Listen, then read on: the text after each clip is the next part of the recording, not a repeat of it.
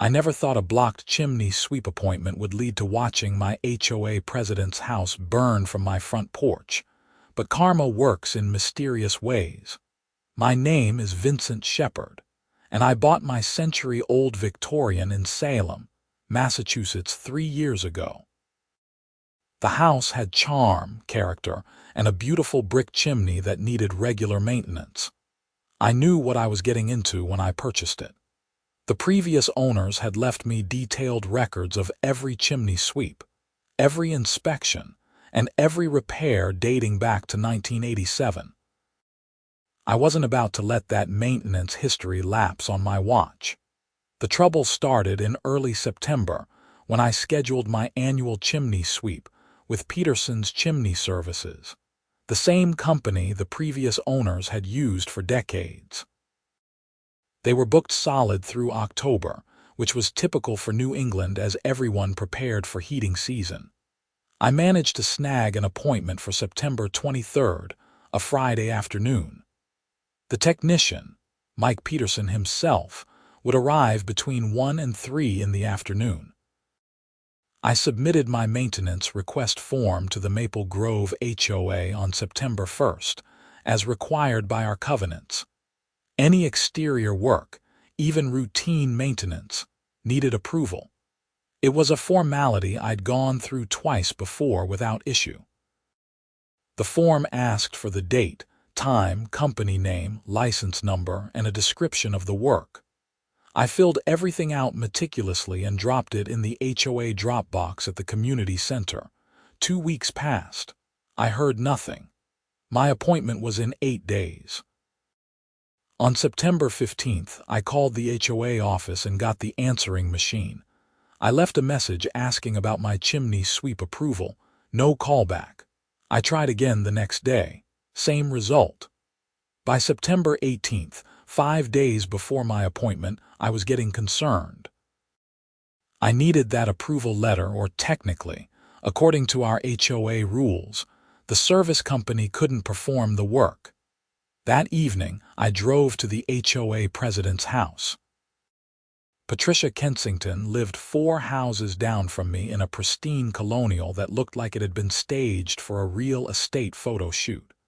Her lawn was unnaturally green for September, edged with mathematical precision. Her white picket fence gleamed. Everything about her property screamed control freak. I rang the doorbell. Patricia answered wearing a cream-colored cardigan and pearls, even though it was 7 in the evening on a Thursday. She was in her early 50s with a severe bob haircut that somehow made her look both younger and meaner. "Vincent," she said, not opening the screen door, "what brings you by? I submitted a maintenance request 2 weeks ago for a chimney sweep. I haven't heard back and my appointment is Friday." She pursed her lips. "Yes, I remember seeing that form. Great, so can I get the approval?" "I need to give it to the company." "I'm afraid I can't approve it," I blinked. "I'm sorry, what? Your request is denied." She said it so matter-of-factly, like she was commenting on the weather. "Why would a chimney sweep be denied? It's routine maintenance." Patricia crossed her arms. "The company you hired uses equipment that violates our noise ordinances. Their trucks are also too large for our residential streets, and they create unsightly messes. Peterson's has been servicing chimneys in this neighborhood for 40 years. The previous owners of my house used them exclusively. That was before I became HOA president. We have new standards now." My jaw tightened. "Patricia, I need this chimney swept before winter. It's a safety issue. If creosote builds up, it's a fire hazard." "Then you should have thought of that before choosing an unapproved vendor. I can provide you with a list of approved companies." "Can I see this list?" She disappeared inside and returned with a single sheet of paper. On it were 3 company names. I recognized none of them. I pulled out my phone and started Googling right there on her porch. "Patricia, the first company has a 1-star rating and multiple reviews about scams. The second one went out of business last year. and the third doesn't service Salem at all. She shrugged. Those are your options. This is insane. I'm maintaining my property. This is exactly the kind of thing the HOA should encourage. Rules are rules, Vincent. If I make an exception for you, I have to make exceptions for everyone. The board meeting is next month. You can request to add Peterson's to the approved vendor list then. My appointment is in 5 days, not a month. Then I suggest you cancel it and wait for approval. She started to close the door. Wait, I said. Can I at least get this in writing, the denial? I'll mail you a formal letter. The door clicked shut. I stood there on her porch, stunned. This woman was actually going to prevent me from maintaining my chimney. I walked back to my house, my mind racing. I called Mike Peterson. Hey Mike, it's Vincent Shepherd. I've got a weird situation. I explained the HOA denial. Mike sighed heavily. Man, HOAs are the worst. I've been dealing with this more and more. They think they can dictate safety maintenance. What should I do? Legally, I need that approval letter to do the work. If your HOA regs say I need permission, I could be liable if something happens. But Vincent, real talk. Your chimney needs cleaning. You've got a fireplace you use regularly. If you don't get that creosote out before heating season, you're risking a chimney fire. I know. The previous owners were religious about annual sweeps, for good reason. Look, keep the appointment on the books. Maybe you can sort this out before Friday. If not, we'll have to reschedule, but I'm booked until after Thanksgiving now. After Thanksgiving? Mike, that's too late. I know, man. I'm sorry. Call me by Thursday if you get the approval. I spent the next 2 days writing emails to the HOA board members. Most didn't respond. One, Gerald Martinez, replied saying he'd bring it up at the next meeting. That wasn't good enough. On September 21st, I printed out documentation about chimney fire risks, Peterson's business credentials, their insurance information, and photos of their equipment showing it was standard-sized. I drove back to Patricia's house. This time, her husband answered. She's not here, he said, looking uncomfortable. She's at her book club. Do you know when she'll be back? Late. Listen, between you and me, I think this whole vendor approval thing is overreach, but Patricia takes the HOA very seriously. It's become her whole identity since she became president. I just need to maintain my chimney. He nodded sympathetically. I'll tell her you stopped by. On Thursday, the day before my appointment, I made one last attempt. I went to the community center during HOA office hours. Patricia was there, sitting at a desk, sorting through papers. Patricia, please, I'm begging you, just approve this one appointment. I'll go through the proper channels to get Peterson's added to the approved list, but let me keep this Friday appointment. She didn't even look up. Request denied. I already mailed you the formal letter.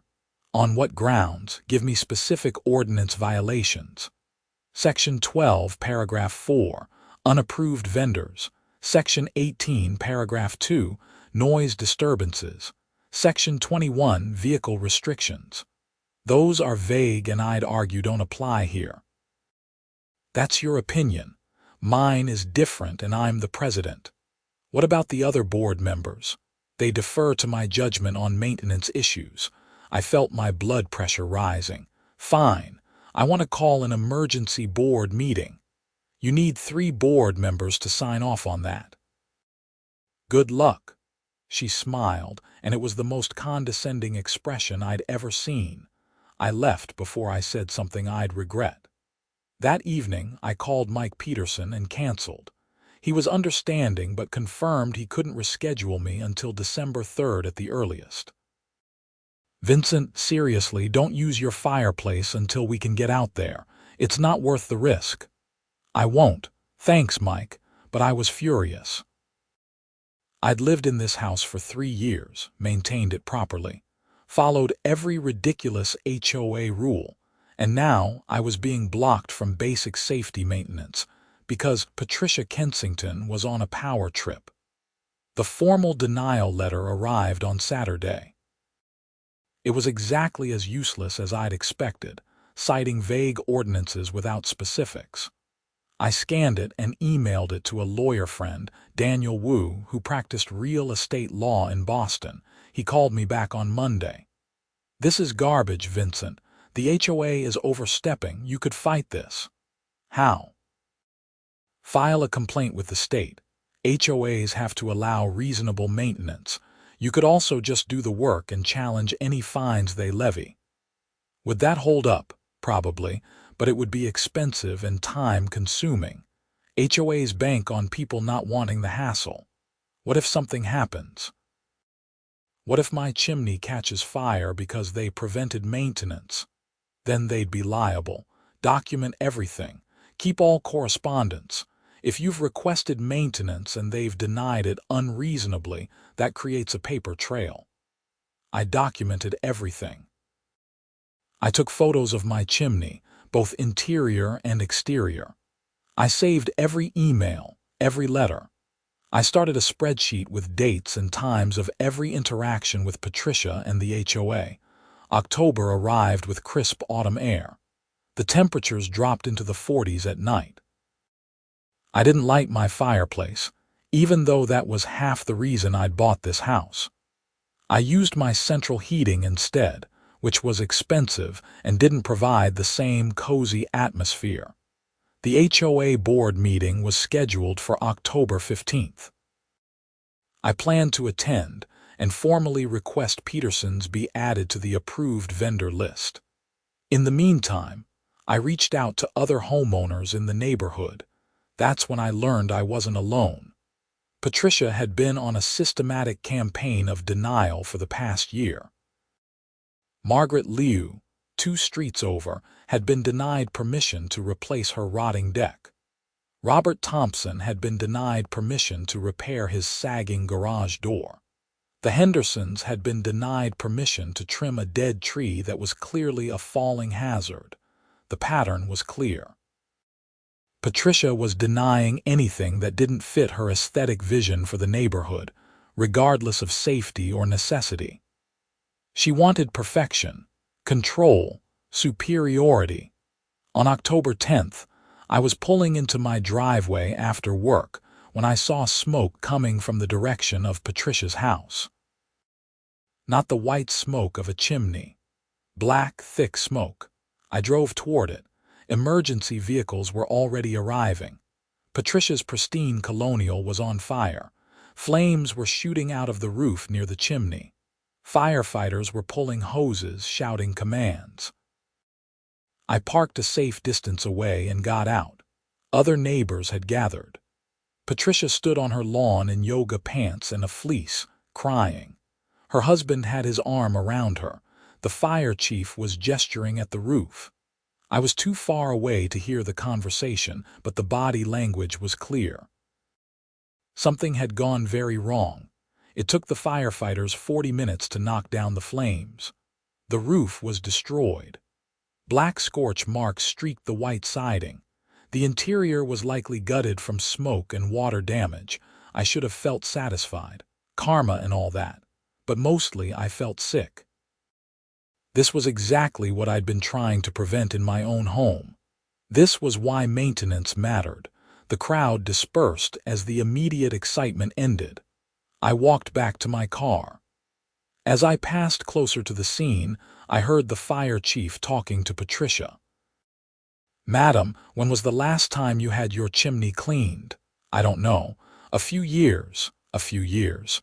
You have a wood-burning fireplace. These need annual cleaning at minimum. But we barely use it. That's part of the problem. Infrequent use with infrequent maintenance is the worst combination. Creosote builds up, hardens, and then, when you do light a fire, it ignites. You had a Class 3 glaze in there. That's highly flammable. We didn't know. Did you have it inspected when you bought the house?" Patricia's husband spoke up. "That was 18 years ago." The fire chief shook his head. 18 years without a cleaning or inspection. That's incredibly dangerous. You're lucky this didn't happen at night when you were sleeping. Chimney fires can spread to the attic and walls before you even know there's a problem. I kept walking, but something was gnawing at me. I got home and pulled up the property records online. Patricia and her husband had purchased their house in 2007. Okay, so 18 years was an exaggeration, but still, nearly 20 years without maintenance. Then I remembered something. I pulled out the approved vendor list Patricia had given me. I looked at the 3 companies again. One defunct, one basically a scam, one that didn't service our area. What if there were no actually approved chimney sweep companies? What if Patricia had been preventing all chimney maintenance in the neighborhood? I spent the next 2 hours calling neighbors with older homes that had chimneys. Out of 15 houses, I found 3 that had fireplaces. None had been able to get chimney sweeps approved by the HOA in the past 2 years. She told me I needed to apply 6 months in advance, said Robert Thompson. So I did. Then she said the company I chose wasn't approved. I gave up fighting it. She rejected mine 3 times, said Margaret Liu. Eventually, I just stopped using my fireplace. This was bigger than me. This was a systemic safety issue that Patricia had created through her power trip. The next day, I drove to the Salem Fire Department. I asked to speak with the fire marshal. After a short wait, I was directed to an office where Fire Marshal Douglas Brennan sat behind a desk covered in reports. "What can I do for you?" he asked. I introduced myself and explained the situation. The blocked maintenance requests, the approved vendor list with fake companies, the pattern of denials, and now Patricia's house fire. Marshal Brennan listened, his expression growing darker. "Do you have documentation? Everything?" I showed him my phone with the emails, the formal denial letter, the list of vendors. He looked it up on his computer and confirmed what I'd suspected. The 3 companies on the approved vendor list either didn't exist anymore, had revoked licenses, or didn't operate in Essex County. "This is a serious problem," he said. "HOAs can set reasonable rules, but they cannot prevent safety maintenance. If what you're saying is true, the HOA president has been systematically creating fire hazards. What can be done? I'm going to open an investigation. I'll need statements from other homeowners who have been affected. Can you get me those?" "Absolutely." Over the next week, I coordinated with 7 other homeowners who'd been denied maintenance requests. We all gave statements to the fire marshal. The investigation expanded to include the entire Maple Grove HOA jurisdiction, which covered 240 homes. The fire marshal's office sent out inspection notices.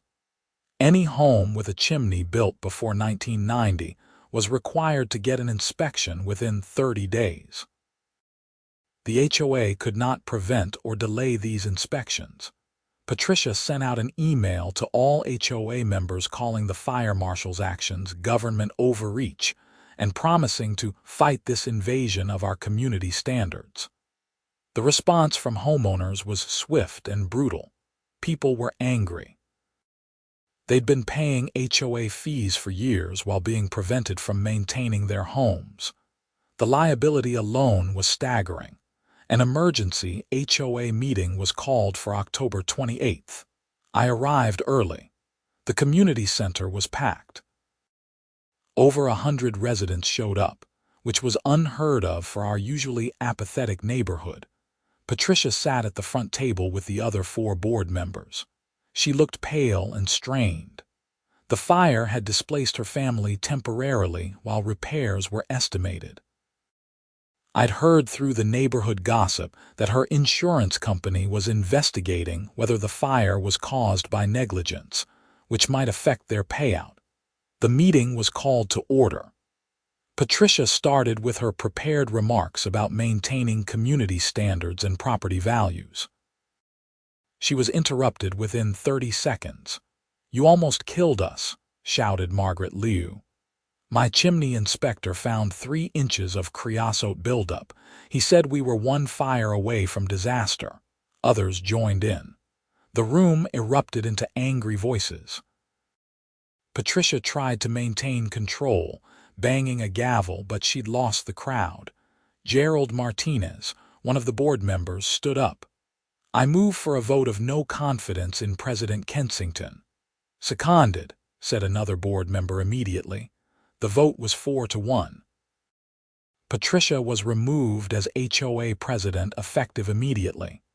She sat there, stunned, as Gerald took over the meeting. "First order of business," Gerald said. "I move to eliminate the approved vendor list for maintenance services. Homeowners may use any licensed and insured company for routine maintenance without HOA approval." The motion passed unanimously with the full board. Second, I move to issue a formal apology and liability waiver to all homeowners who were denied maintenance requests under the previous administration. Also passed unanimously. The meeting continued for another hour, systematically dismantling Patricia's rules and overreach. She sat there the entire time, silent, her face red. As people were leaving, she approached me in the parking lot. "Are you happy now?" she spat. "You've destroyed everything I built here." "I prevented you from destroying our homes," I replied. "Your house caught fire because you didn't maintain your chimney. You were preventing everyone else from maintaining theirs. People could have died." "I was maintaining standards. You were on a power trip. There's a difference." She opened her mouth to respond, but her husband appeared and gently guided her away. He mouthed sorry to me over his shoulder. I rescheduled my chimney sweep for the following week. Mike Peterson arrived on a crisp November morning with his truck and equipment. I'd submitted a new maintenance request to the HOA, now under Gerald's leadership, and received approval within 2 hours via email. "Heard you had quite the drama around here," Mike said as he set up. "You could say that. The whole HOA president's house burning down from the very thing she prevented you from maintaining. That's almost poetic. Karma's real." The inspection and cleaning took 3 hours. Mike showed me the creosote buildup. It wasn't as bad as some houses in the neighborhood because I'd only owned the house for 3 years, and it had been recently cleaned before that. But another year without maintenance, and I would have been at risk too. "You dodged a bullet," Mike said. "Not just the fire risk, but legally. If you'd gone ahead with the cleaning without approval, the HOA could have fined you thousands. The whole system is broken. HOAs have too much power." "Agreed, but at least yours seems to be getting better." After Mike left, I sat in my living room and finally lit my first fire of the season. The warmth spread through the house. The crackling of the wood was soothing. This was why I'd bought this place. But the story wasn't over yet. 3 weeks later, in late November, I received a subpoena. Patricia was suing me for defamation and harassment. She claimed I'd orchestrated a campaign to remove her from the HOA presidency and had made false statements to the fire marshal that damaged her reputation. I called Daniel Wu immediately. "Can she do this?" "She can file anything. Whether it goes anywhere is another question." "Forward me the subpoena." The lawsuit sought $50,000 in damages. It claimed emotional distress, reputational harm, and loss of standing in the community. Daniel reviewed everything. "This is a SLAPP suit, strategic lawsuit against public participation. She's trying to punish you for exercising your rights. Massachusetts has anti-SLAPP laws. We can get this dismissed and potentially recover attorney fees." "How long will that take?" "Few months, probably. But Vincent, I don't think you'll need to worry. There's something else happening." "What do you mean?" I made some calls. "The fire marshal's investigation isn't just civil. They've referred it to the district attorney. Creating fire hazards through official misconduct might be criminal. I didn't know what to feel about that. Yes, Patricia had been terrible. Yes, she'd endangered people, but criminal charges felt serious. What kind of charges? Possibly reckless endangerment, misconduct in office, fraud related to the vendor list. Depends on what they find. The lawsuit moved forward slowly. Patricia's lawyer sent discovery requests, which we answered. We sent our own discovery requests. She was forced to turn over all HOA correspondence, meeting minutes, and vendor-related documents. Her case fell apart quickly. The documents showed a clear pattern. She'd created the approved vendor list, knowing the companies were defunct or fraudulent. She denied legitimate maintenance requests systematically. She'd even charged homeowners application fees to review their vendor requests, pocketing the money personally instead of depositing it in the HOA account. That last part was news to everyone. The HOA hired a forensic accountant who found that Patricia had collected over $15,000 in illegal fees over 2 years. On January 12th, my lawyer filed the anti-SLAPP motion. The hearing was scheduled for February 3rd, but before that could happen, something else occurred. On January 28th, Patricia Kensington was arrested. I learned about it from the local news. The district attorney had filed charges of reckless endangerment, multiple counts of fraud, embezzlement of HOA funds, and misconduct in office. The combination carried potential prison time. The arrest happened at her home, which was still under repair from the fire. News cameras caught her being led out in handcuffs, and the image was plastered all over the local media. HOA president arrested for endangering neighborhood. Read the headline in the Salem Gazette. My phone blew up with messages from neighbors. The general sentiment was vindication mixed with shock. Nobody had expected criminal charges. The lawsuit against me was quietly withdrawn a week later. My lawyer filed for attorney fees under the anti-SLAPP statute. We were awarded $12,000, which Patricia's insurance company eventually paid. Patricia's criminal case moved through the system. Her lawyer tried to negotiate a plea deal. The DA wasn't interested. This case had garnered attention beyond Salem. HOA abuse was a hot-button issue across Massachusetts, and the district attorney saw an opportunity to send a message. The trial was set for June. I was listed as a potential witness, as were a dozen other homeowners.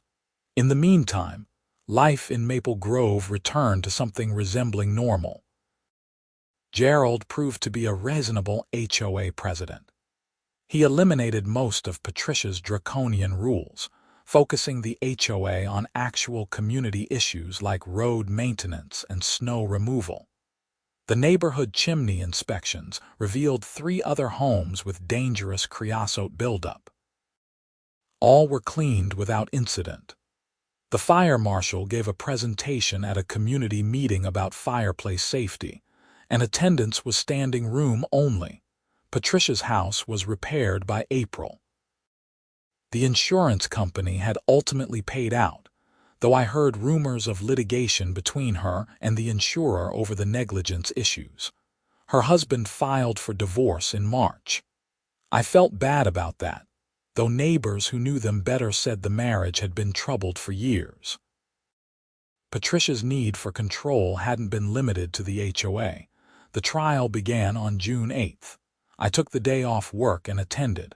The courtroom was surprisingly full. Other victims wanted to see justice served. Local media covered it extensively. The prosecution's case was straightforward. They demonstrated that Patricia had knowingly created a fraudulent vendor approval system. They showed she'd collected illegal fees.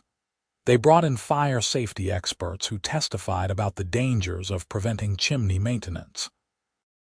The fire chief testified about Patricia's own house fire and the dangerous conditions found.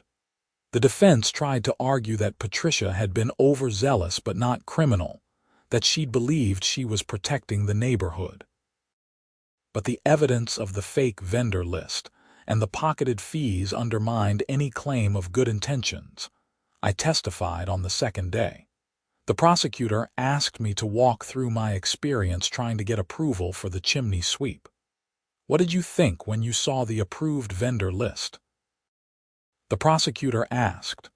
I thought it was strange. The companies either didn't exist or couldn't service Salem. It seemed designed to be impossible to comply with. Did you believe Miss Kensington had created this list in good faith? No.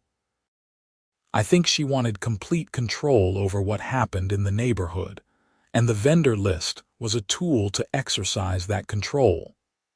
The defense attorney cross-examined me, trying to suggest I had a personal vendetta against Patricia. Isn't it true you led the campaign to remove her as HOA president? I shared information about safety concerns with my neighbors and the fire marshal. If that's a campaign, then yes. You wanted her removed from power. I wanted to be able to maintain my chimney. Her removal was a consequence of her own actions. The trial lasted a week. The jury deliberated for 6 hours, guilty on all counts. The courtroom erupted in whispers. Patricia sat frozen at the defense table, her face white. Her lawyer put a hand on her shoulder. Sentencing was scheduled for July 15th. The prosecution recommended 2 years in prison plus restitution. The defense argued for probation and community service. I attended the sentencing hearing. The judge, a stern woman in her 60s named Judge Catherine Morrison, had clearly read every document in the case. Miss Kensington, Judge Morrison said, you held a position of trust in your community. You were elected to protect the interests of homeowners, to maintain property values, to ensure safety and welfare. Instead, you abused that position systematically and egregiously. You endangered lives. You stole money. You created a culture of fear and intimidation. The only reason no one died is luck, not your actions. Patricia was crying. Her lawyer tried to interject, but the judge held up a hand. I've read the letters from community members. Some ask for leniency. Most do not. I've considered your lack of prior criminal history. I've considered that your own home was damaged in a fire that resulted from your own policies. But I cannot ignore the severity and duration of your conduct. This was not a single lapse in judgment. This was 2 years of deliberate misconduct. The judge sentenced Patricia to 18 months in prison, 3 years of probation after release, and full restitution of the embezzled funds plus damages. Additionally, she was permanently banned from serving in any HOA leadership position in Massachusetts. Patricia was led out of the courtroom in handcuffs. Her lawyer announced they would appeal. As far as I know, that appeal went nowhere. I walked out of the courthouse into the July sunshine feeling a complicated mix of emotions. Justice had been served, but it felt hollow somehow. A woman was going to prison. A family was destroyed. All because someone had let a little bit of power go to their head. But then I thought about what could have happened. Margaret Liu's family could have died in a chimney fire. Robert Thompson's dead tree could have fallen on someone. The Hendersons' rotting deck could have collapsed during a party. Patricia's actions had real consequences, or could have. The neighborhood moved on. The Kensington house was quietly sold in September. A young couple with 2 kids bought it. They were delightful neighbors, friendly and normal. Gerald served out the rest of Patricia's term as HOA president, and then declined to run again. A retired teacher named Susan Reeves took over. She ran the HOA like a normal human being, which was refreshing. I had my chimney swept every October without incident. I used my fireplace all winter long, enjoying the warmth and ambience I'd bought the house for in the first place. Sometimes, on cold nights when I was sitting by the fire, I thought about Patricia Kensington and how a simple approval for routine maintenance had spiraled into criminal prosecution and prison time. I wondered if she'd learned anything from it, if she understood what she'd done wrong, or if she still believed she'd been right and everyone else had been unreasonable. I hoped she'd found some peace and perspective. Prison was harsh, but maybe it would give her time to reflect on how she'd let the need for control override basic human decency and common sense. As for me, I learned valuable lessons too. Document everything. Stand up to bullies, even when they have official titles. Trust your instincts when something seems wrong. And most importantly, maintain your chimney regularly because creosote buildup is no joke. The following spring, I ran into Patricia's ex-husband at the hardware store. He was buying paint samples. We made awkward eye contact. "Hey," he said. "Vincent, right?" "Yeah. How are you doing?" he shrugged. "Getting by. Divorce finalized. I bought a condo in Peabody, starting over." "I'm sorry about everything that happened." "Don't be. You did the right thing." Patricia needed help, needed intervention, but she wouldn't accept it. She became obsessed with the HOA, with control. It consumed her. Maybe this will force her to deal with her issues. Maybe. For what it's worth, thank you. If she'd continued down that path, it would have gotten worse. You stopped it before someone died. We shook hands and parted ways. It was closure of a sort. Life in Maple Grove settled into comfortable routine. The HOA functioned as it was supposed to, handling necessary community business without overreach. Property values remained stable. Neighbors were friendly. It was everything an HOA should be and so rarely is. I refinished my hardwood floors that summer. I submitted the maintenance request to the HOA out of habit, even though interior work didn't require approval. Susan Reeves emailed back, "Looks great, but you don't need permission for interior work. Enjoy your new floors." It was such a stark contrast to the Patricia era that I almost laughed. The second anniversary of Patricia's house fire came in October. It had been a strange, tumultuous journey from that first denied maintenance request to criminal prosecution to finally, peace. I lit a fire in my clean, safe, properly maintained chimney and toasted the concept of reasonable governance. Sometimes you have to fight. Sometimes standing up to petty tyrants is necessary. And sometimes karma delivers justice in the most poetic way possible. Patricia was released from prison in January, having served 16 months with good behavior. I heard through the neighborhood gossip network that she'd moved to New Hampshire to live with her sister. She wasn't allowed to return to Massachusetts while on probation, except for approved visits. I didn't wish her ill. I hoped she'd learned from the experience and would live a quieter, less controlling life. But I was also grateful she was no longer in a position to endanger people with her need for power. The story became legendary in HOA circles across Massachusetts. "Remember the Salem chimney sweep case" became shorthand for HOA overreach. Several news articles and even a legal journal piece analyzed the case. Real estate lawyers started including chimney maintenance clauses in HOA review documents for home buyers. The Massachusetts legislature even introduced a bill clarifying that HOAs cannot prevent or unduly delay safety maintenance. It was called the Homeowner Safety Maintenance Act, though everyone involved called it the Kensington Law. The bill passed unanimously and was signed into law in May. I was invited to the signing ceremony at the State House in Boston. I stood in the back of the room as the governor signed the bill, surrounded by homeowners who dealt with similar HOA nightmares.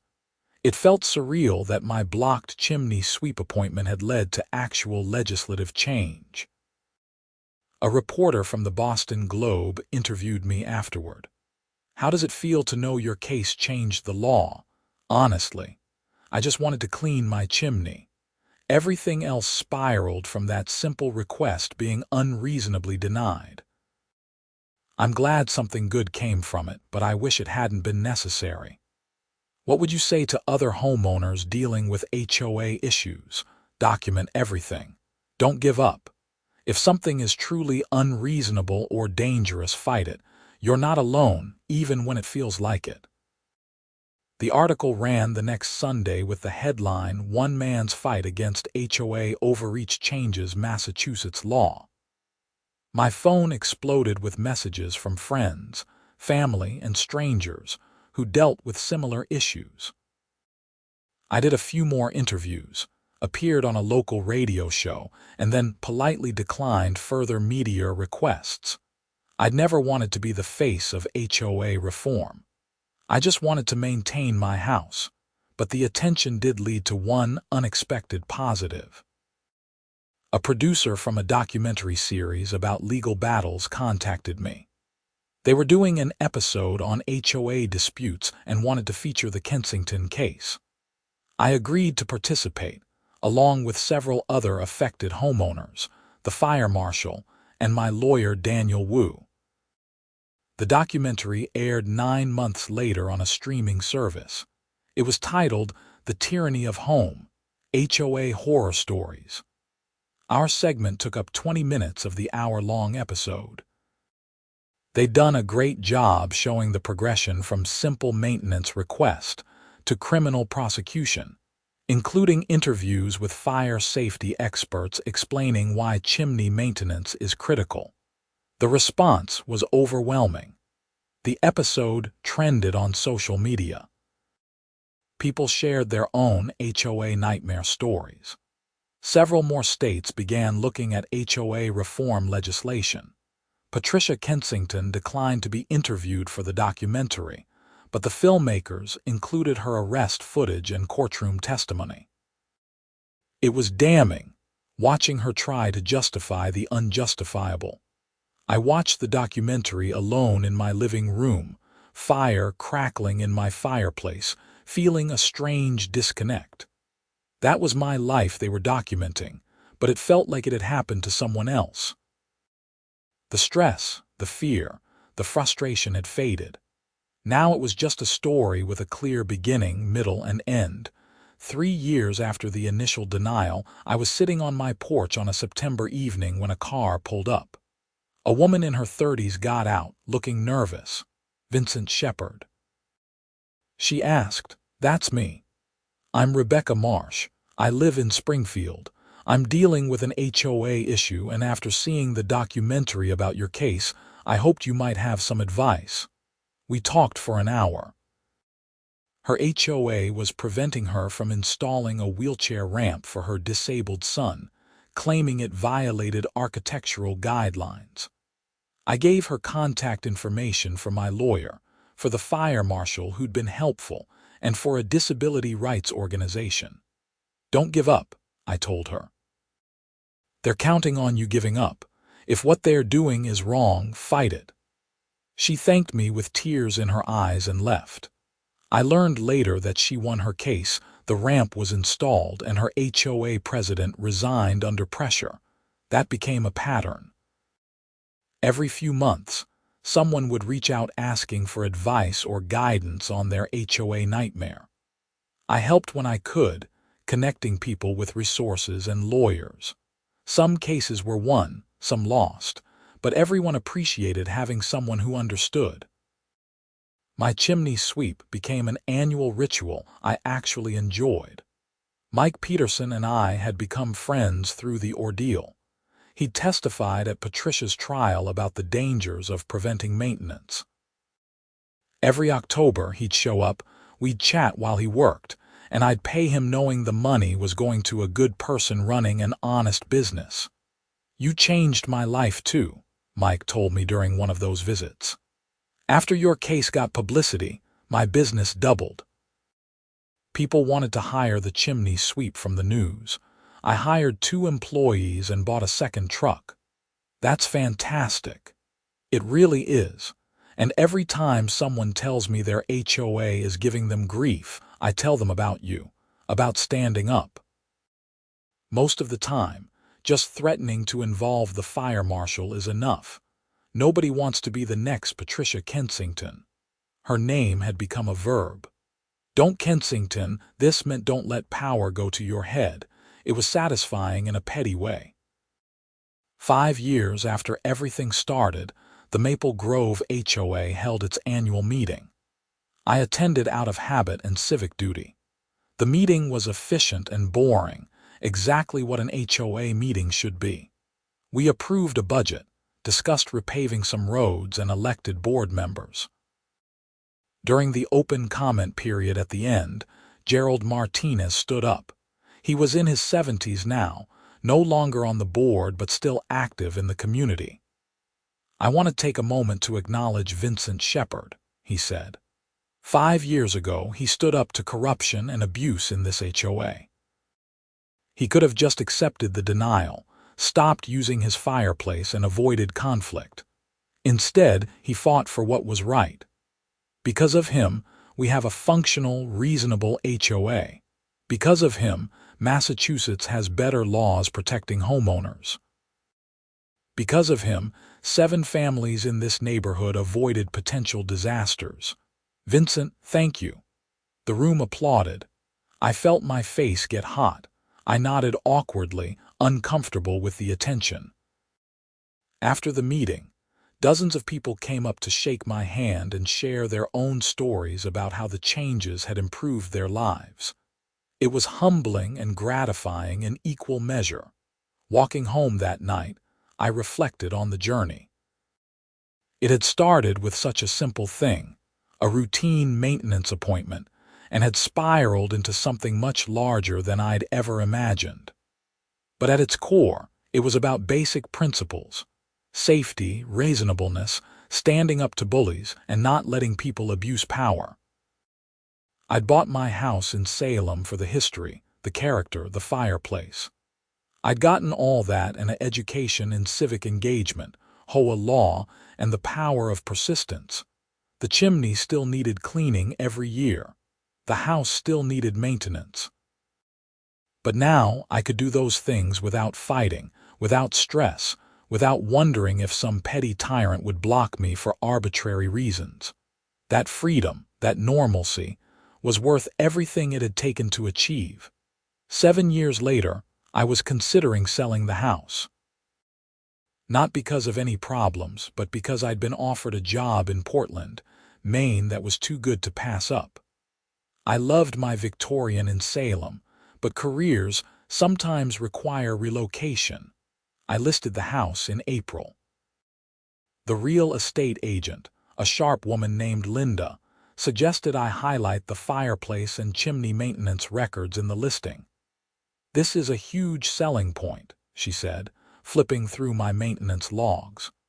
"Annual chimney sweeps, documented repairs, professional inspections. Buyers want to know they're getting a well-maintained home." The house sold in 3 days to a young couple from Boston. During the walkthrough, they asked about the fireplace. "Is it safe to use?" the husband asked. "Absolutely. I've had it swept every year. The chimney is in excellent condition. Here are all the maintenance records." I handed him the folder. His wife's eyes went wide. "This goes back decades." The previous owners kept meticulous records. I continued the tradition. "You'll want to keep up with annual sweeps. I use Peterson's chimney services. Mike's great, very thorough." "What about the HOA? Any issues with maintenance approvals?" I smiled. "No. The HOA here is reasonable. They focus on actual community issues, not micromanaging homeowners. But if you ever do have problems, Massachusetts has strong laws protecting homeowner rights to safety maintenance." I didn't mention the history unless asked. The new owners would learn about it eventually, I supposed. The story was part of the neighborhood lore now. The closing was smooth. I handed over the keys, the maintenance records, and Mike Peterson's contact information. I drove away from Salem feeling nostalgic but ready for the next chapter. In Portland, I bought a modern condo with gas fireplaces. No chimney sweeps needed. The HOA was minimal, focused only on building maintenance. It was peaceful, quiet, and utterly drama-free. But sometimes, I missed the old Victorian and its fireplace. I missed the crackling wood fires and the sense of history. I missed feeling connected to decades of previous owners who'd loved and maintained that house. And in a strange way, I missed the fight. Not the stress or frustration, but the sense of purpose that came from standing up for what was right. Fighting Patricia Kensington and the corrupt HOA had been exhausting, but it had also been meaningful. I stayed in touch with some of the Maple Grove neighbors. They sent occasional updates. The HOA continued to function well under reasonable leadership. No more horror stories, no more abuses. Just a normal community association doing its job properly. Margaret Liu emailed me when Patricia Kensington's probation ended. Thought you'd want to know she's officially done with the legal system. Still in New Hampshire as far as anyone knows. I hoped she'd found peace. I hoped the experience had changed her for the better. But mostly, I just hoped she never got into a position of power over others again. 10 years after the initial chimney sweep denial, I was back in Salem for a wedding. One of the Maple Grove neighbors' daughters was getting married at a historic venue downtown. I'd been invited and decided to make a weekend of it, revisiting my old neighborhood. I drove past my former house. The new owners had painted it a slightly different shade of gray, but otherwise it looked the same. Smoke curled from the chimney. They were using the fireplace. Good. I parked near Patricia's old house, now owned by the family with young kids. They'd transformed it, adding playful touches that Patricia would have hated. A colorful playset in the backyard, a whimsical mailbox, garden gnomes lining the walkway. It looked lived in and loved instead of like a museum display. At the wedding reception, I sat with Gerald Martinez and several other former neighbors. We caught up, shared stories, laughed about old times. "You know the craziest thing," Gerald said. "That whole nightmare with Patricia, it actually brought the neighborhood together. Before that, we were just people living near each other. After, we became a real community. We looked out for each other." "Silver linings," I said. "Exactly. Though I could have done without the drama," we all laughed. Later, I walked through downtown Salem, past the witch trial memorials and historic homes. The city had a complicated history, famous for a period when fear and power had led to innocent people being persecuted. In a much smaller, less tragic way, Patricia's reign as HOA president had followed a similar pattern. Fear, control, the abuse of authority. But Salem had learned from its past, had become a place that valued justice and remembrance. And Maple Grove had learned from Patricia, had become a better community. Maybe that was the real lesson. Systems are only as good or bad as the people running them. HOAs aren't inherently evil, but they can become tools of oppression when the wrong person gains control. The solution isn't to eliminate community associations, but to remain vigilant, engaged, and willing to stand up when things go wrong. I flew back to Portland the next day, feeling at peace with the entire experience. It was a closed chapter, a story with a beginning, middle, and end. I'd fought, I'd won, and I'd moved on. But occasionally, when I light my gas fireplace in my Portland condo, I think about wood smoke and chimney sweeps and the strange journey that started with a simple maintenance request. I think about how one person's refusal to back down had changed laws, helped others, and brought a community together. And I think about Patricia Kensington, wherever she is now, and hope she finally learned that control isn't the same as leadership, that power should be wielded with wisdom and compassion, and that sometimes the best thing you can do is just let people maintain their chimneys. It's been 15 years now since that September when Patricia first denied my chimney sweep request. I'm still in Portland, now married with 2 kids. We bought a house last year, a beautiful craftsman with, ironically, a wood-burning fireplace. The HOA here is functional and reasonable. I've never had a single issue, but I stay engaged anyway, attending meetings, volunteering for committees. I learned that civic participation isn't optional if you want to prevent abuses of power. My kids sometimes ask about the HOA story that pops up occasionally on social media. It resurfaces every few years when someone discovers the documentary or shares the news articles. "Dad, is it true you got an HOA president sent to prison?" my daughter asked last year. "It's more complicated than that," I said. "She sent herself to prison by breaking the law and endangering people. I just refuse to accept her unreasonable denial. Were you scared? Sometimes. But doing the right thing is often scary. That doesn't mean you shouldn't do it." I hope that lesson sticks with them. Stand up for what's right, even when it's difficult. Document everything. Don't let people abuse power. Maintain your chimney. Mike Peterson retired last year. He sold his business to one of the employees he'd hired during the post-documentary boom. We still exchange Christmas cards. His note last year said, "Thanks for the wild ride. Enjoy the retirement I funded with all those new customers. I'm grateful for how everything turned out. Yes, it was stressful and time-consuming and occasionally scary. But justice prevailed. Laws were changed. People were protected. And I learned that ordinary people can make a difference when they refuse to accept unreasonable treatment. The Victorian in Salem still stands, its chimney regularly maintained by its current owners. Patricia Kensington lives quietly in New Hampshire, presumably having learned from her mistakes. Maple Grove functions as a normal, healthy community.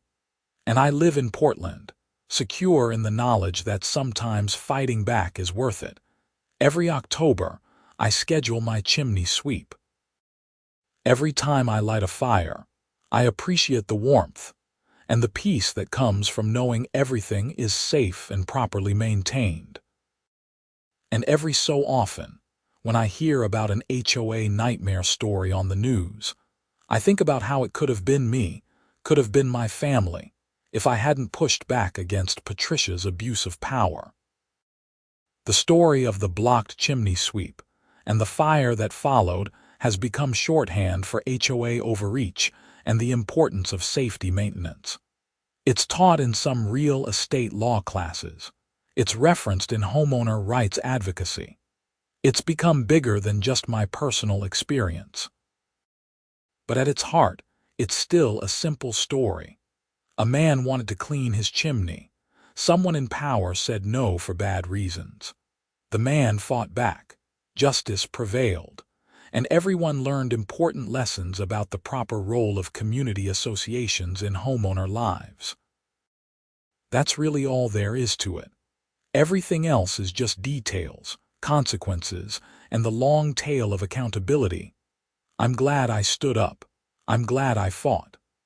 I'm glad Patricia faced consequences for her actions, and I'm glad that other homeowners have been protected by the changes that resulted. But mostly, I'm just glad I can light a fire in my fireplace without worrying about creosote buildup, chimney fires, or HOA presidents on power trips. Sometimes the simple pleasures are the most important ones. And sometimes protecting those simple pleasures requires extraordinary effort. The chimney sweep saga taught me that life is unpredictable, that standing up for yourself matters, and that accountability is essential for a just society.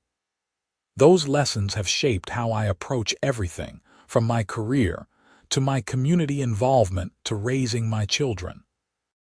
15 years later, I wouldn't change a thing about how it all unfolded. Well, maybe I would have preferred Patricia had just approved my maintenance request in the first place.